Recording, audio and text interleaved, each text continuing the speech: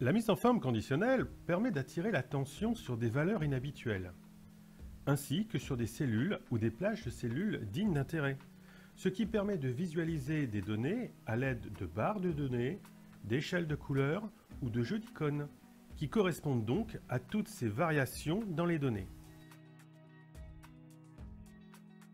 De manière plus simple, comme on peut le voir sur cet exemple, la mise en forme conditionnelle modifie l'apparence des cellules en fonction des conditions que l'on va spécifier. En fait, on va vérifier si ces conditions sont vraies ou fausses. Et en fonction du résultat, la mise en forme peut être différente, soit par des symboles, soit par des couleurs.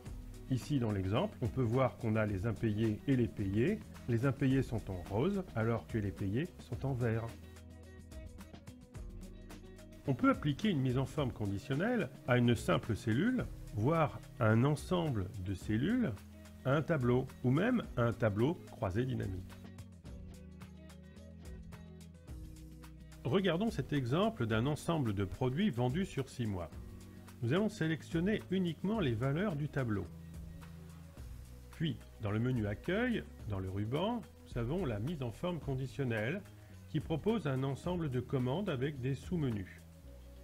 Prenons la première commande et la première proposition, supérieur à. Je me propose de rechercher l'ensemble des valeurs du tableau supérieures à une certaine valeur. Il me propose 250 qui est la première valeur du tableau. Elle ne m'intéresse pas, je vais donc la changer. Je vais rechercher toutes les valeurs supérieures à 300. Puis, je vais donner une couleur de remplissage à la cellule. Prenons par exemple la couleur verte. Voici. Donc, toutes les valeurs supérieures à 300 apparaîtront en vert. Je resélectionne le tableau.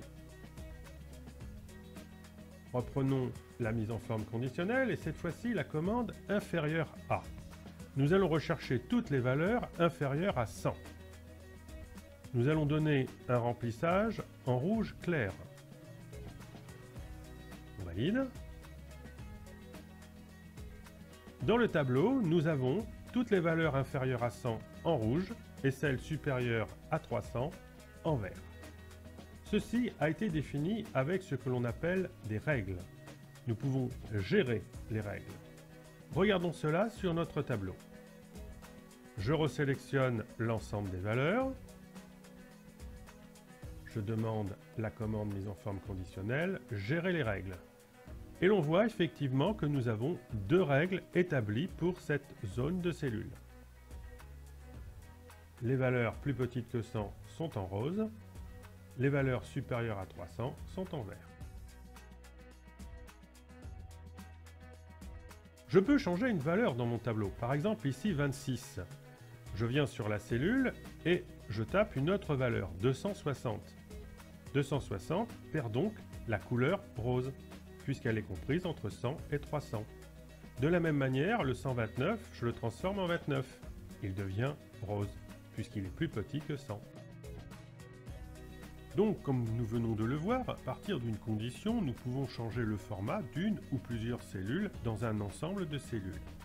Ces conditions peuvent donc être supérieures, inférieures, entre, égales, un texte qui contient une valeur ou une date, voire même des valeurs en double.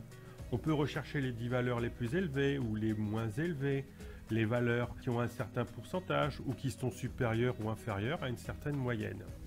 On peut même changer la couleur par des dégradés, des nuances, donner différentes couleurs à différentes cellules en une opération.